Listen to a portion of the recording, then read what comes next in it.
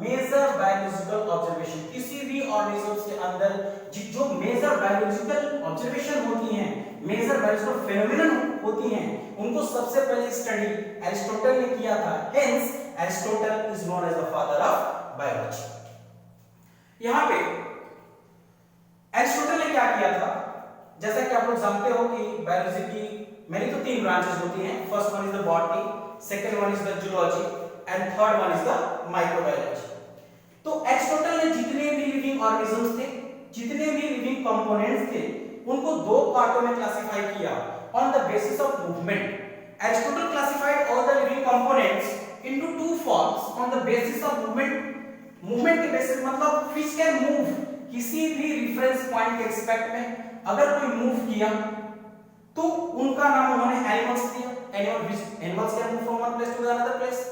And अगर कोई भी ऑर्गेनिज्म अगर किसी पर्टिकुलर एरिया पे लोकलाइज्ड है, फिक्स्ड है, स्टेशनरी है, उन्होंने उसको प्लांट नाम दिया। तो according to Aristotle biology is classified into 2 forms, एक one is the botany and another is the zoology. यहां देखते हैं प्लांट का स्टडी जो होता है बॉटनी होता है। Plant study, the branch of biology in which we study about the plant is known as the botany, and botany is the study of different aspects of plant. Plant के अगर अलग-अलग aspect के बारे में study करेंगे उसको botany कहा जाता है। डिफरेंट एस्पेक्ट का मतलब क्या होता है? प्लांट का ग्रोथ, डेवलपमेंट, प्लांट का ऑर्गेनाइजेशन। देखिए बॉटनी को अगर देखा जाए तो botany is technically also known as phytology. Botany को हम टेक्निकली फाइटोलॉजी के भी नाम से जानते हैं। और ये जो बॉटनी है बाबू, ये ग्रीक वर्ड बॉटेन से मिलकर बना है और बॉटेन का मतलब होता है प्लांट। यहां पे मैंने लिखा है, मेंशन किया है, बॉटनी टर्म मेड फ्रॉम, वो ग्रीक वर्ड से मिलकर बना है बॉटनी, बॉटेन से, व्हिच मींस पैस्चर्स या प्लांट्स। बॉटनी जो है ये एक वर्ड से मिलकर बना था, उस वर्ड का नाम बॉस्किन होता है। बॉस्किन, अब बॉस्किन का मतलब ग्रेजिंग होता है, मतलब एनिमल्स फीड करें किसी भी जिसके ऊपर एनिमल्स फीड करें तो प्लांट को एनिमल्स फीड करेंगे, because animals are the herbivores, वो हर फीड करेंगे, हर्ब के ऊपर फीड करेंगे, तो एनिमल्स आर द हर्बीवोर्स। इसलिए बॉटनी टर्म देखा तो बॉस्किन से आया है या ग्रेजिंग से आया है। आगे देखा जाए, मैंने बताया कि बॉटनी का सेकंड टेक्निकल नेम होता है फाइटोलॉजी होता है। ये ग्रीक वर्ड से मिलकर बना है। फाइटो का मतलब प्लांट, लॉगस का मतलब स्टडी करें। अगर फादर ऑफ बॉटनी पूछे तो father of botany this credit goes to the Theophrastus, who was a Greek botanist, and the duration of Theophrastus was from 370 BC to 285 BC। अगर Indian botanist की बात करें, फादर ऑफ इंडियन बॉटनी की अगर बात करें तो ये क्रेडिट विलियम रॉक्सबर्ग को जाता है। अगर इंडियन बॉटनिस्ट की बात करें तो विलियम रॉक्सबर्ग क्रेडिट जाता है। एंड फादर ऑफ अगर मॉडर्न बॉटनी बाबू पूछे ये credit goes to the Bauhin. Theophrastus wrote a book Historia Plantarum, and this Historia Plantarum was oldest available literature in the field of botany। सबसे पुराना अगर botany के फील्ड में oldest available जो लिटरेचर है उसका नाम है हिस्टोरिया प्लांटेरम, और उसमें थियोफ्रेस्टस ने 480 प्लांट्स के डिस्क्रिप्शन के बारे में बताया है। Theophrastus classified all the plants on the basis of their morphological character। morphological character के बेसिस पे थियोफ्रेस्टस ने सारे प्लांट को 3 पार्ट में क्लासिफाई किया है। One is the herb, shrub and the tree. अब एक बात बताते हैं आपको कि यहाँ पे मॉर्फोलॉजिकल कैरेक्टर का मतलब क्या होता है। जो मॉर्फोलॉजी है, मॉर्फोलॉजी 2 ग्रीक वर्ड से मिलकर बना है। एक होता है मॉर्फिन और दूसरा होता है logos. Morphine plus logos. Morphine का मतलब होता है external appearance,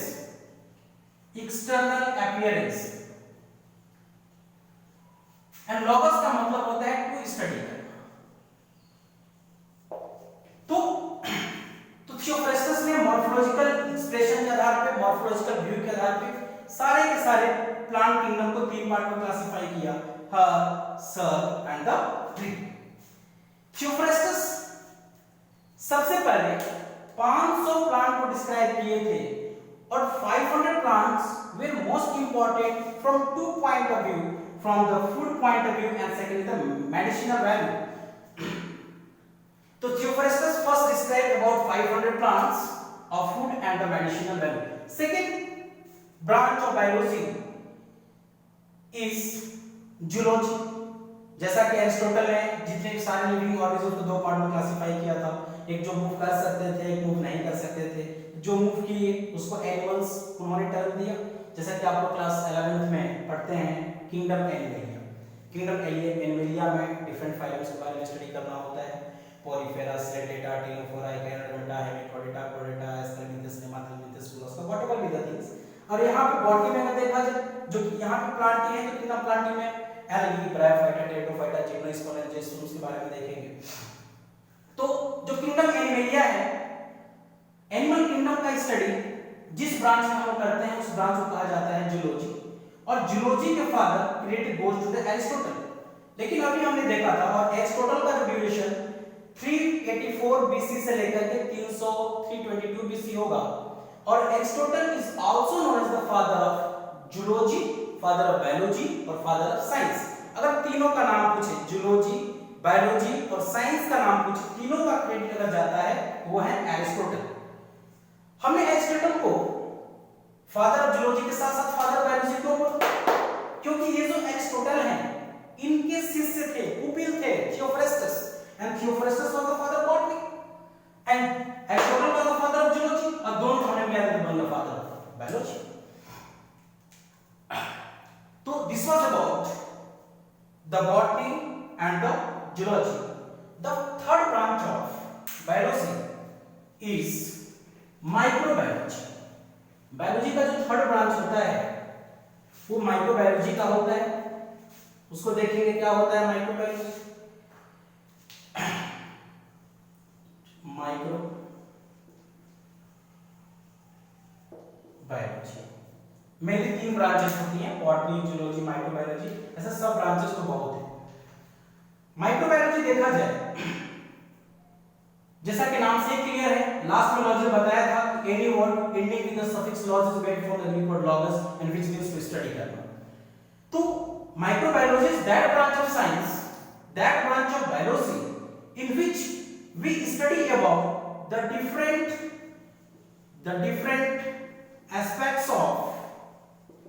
different aspects of microorganisms. Different aspects of microorganisms, that branch is known as microbiology. And here we have to define microorganisms.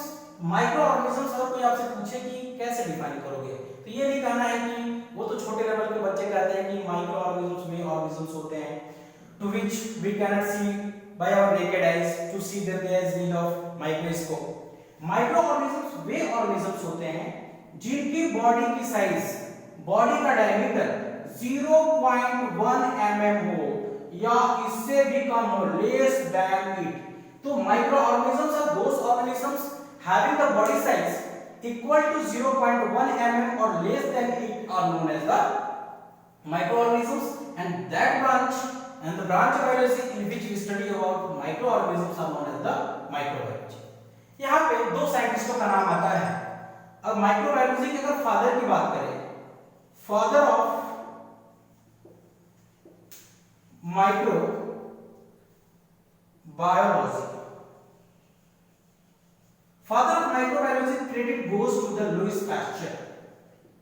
Louis Pasteur। लेकिन सबसे पहले माइक्रोऑर्गेनिजम्स को अगर पूछेगा कि first microorganisms were discovered by Anthony von Leeuwenhoek। तो बाबू अगर microbiology के